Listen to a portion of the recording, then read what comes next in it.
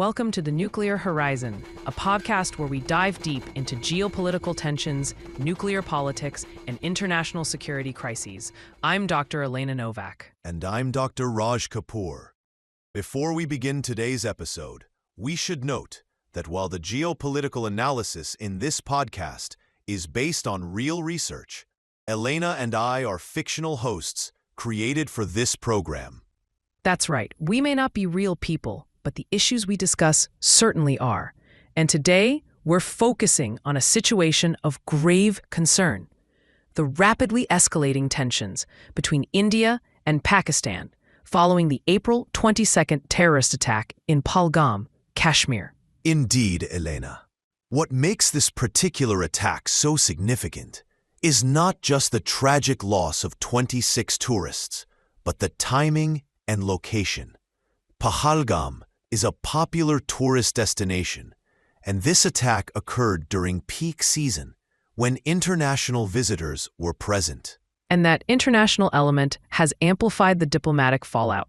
We're seeing two nuclear-armed neighbors with a combined population of over 1.5 billion people potentially moving toward a military confrontation. It's worth noting that while terrorist attacks in Kashmir aren't unprecedented, this is the deadliest incident since 2019.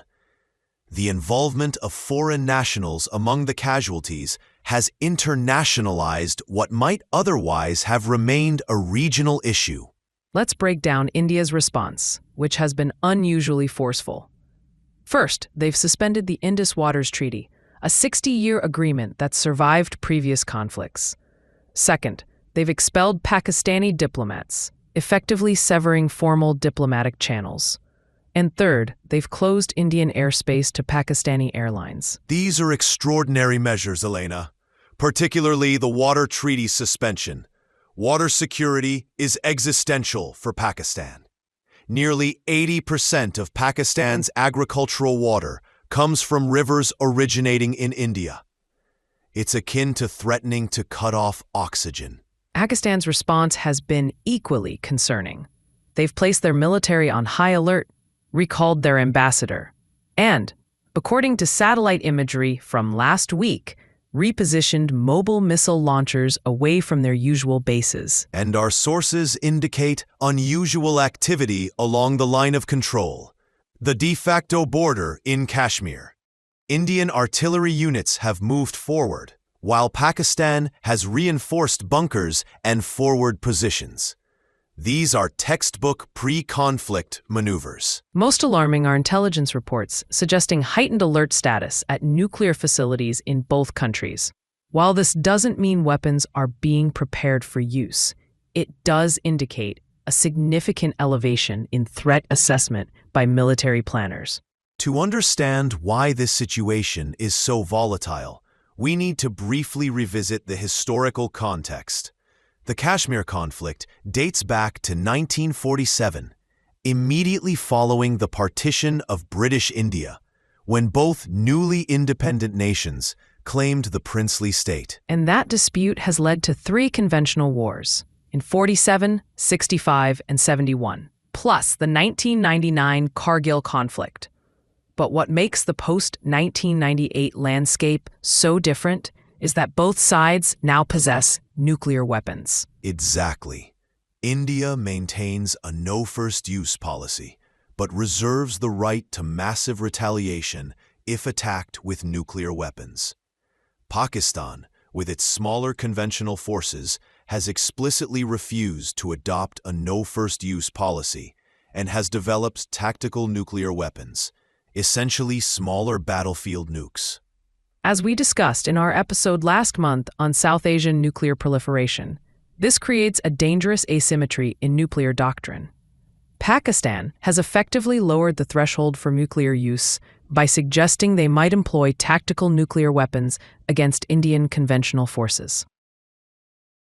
And India has responded by indicating that any nuclear use, tactical or otherwise, would trigger full strategic retaliation. There's no such thing as a limited nuclear exchange in Indian military thinking.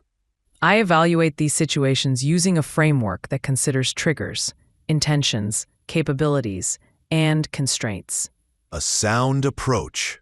And what's your assessment of potential triggers in this case? Several concern me. Another terrorist incident would be the most obvious. But we could also see escalation from a border skirmish, something that happens with alarming regularity. Or misinterpreted intelligence about military movements could trigger preemptive action. The rhetoric from both governments has been particularly concerning. Prime Minister Modi's speech last week, referring to decisive action and all necessary measures, represents a significant hardening of India's position. And Pakistan's response, claiming they're prepared for any Indian misadventure while simultaneously denying any involvement in the attack, doesn't leave much room for de-escalation. We must also consider domestic politics. Both governments face elections within the next 18 months. There's a temptation to appear strong rather than conciliatory, particularly when nationalist sentiment is running high. That's a critical point, Raj. Compromise can be portrayed as weakness, creating a dangerous incentive structure that rewards escalation. Indeed. And while neither side wants nuclear war, the risk of miscalculation increases with each ratcheting up of tension. As nuclear strategist Thomas Schelling famously observed, the danger comes from inadvertent escalation, a crisis that spins out of control despite neither party wanting the ultimate outcome. The international response has been swift but so far ineffective. The UN Security Council held an emergency session 3 days ago, but predictable divisions emerged. Yes, with China backing Pakistan's position and the United States taking a more pro-India stance, though still calling for restraint from both sides. Russia, interestingly, has offered to mediate, perhaps seeing an opportunity to demonstrate global leadership. There are reports of intensive back-channel diplomacy. The UAE has emerged as a potential mediator, having helped ease India-Pakistan tensions in 2021. And Oman has historically played a similar role. But the effectiveness of international pressure remains questionable. Both India and Pakistan have demonstrated willingness to resist external influence when it comes to what they consider core security interests. The next 72 hours will be critical.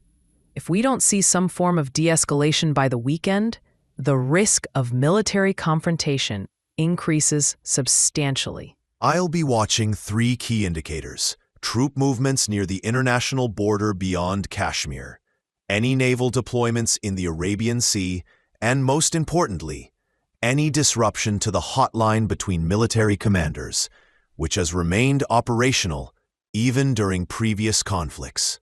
The pathways to de-escalation exist, but require political courage. A joint investigation into the attack, third-party mediation, or even a carefully choreographed mutual stand-down could prevent further escalation.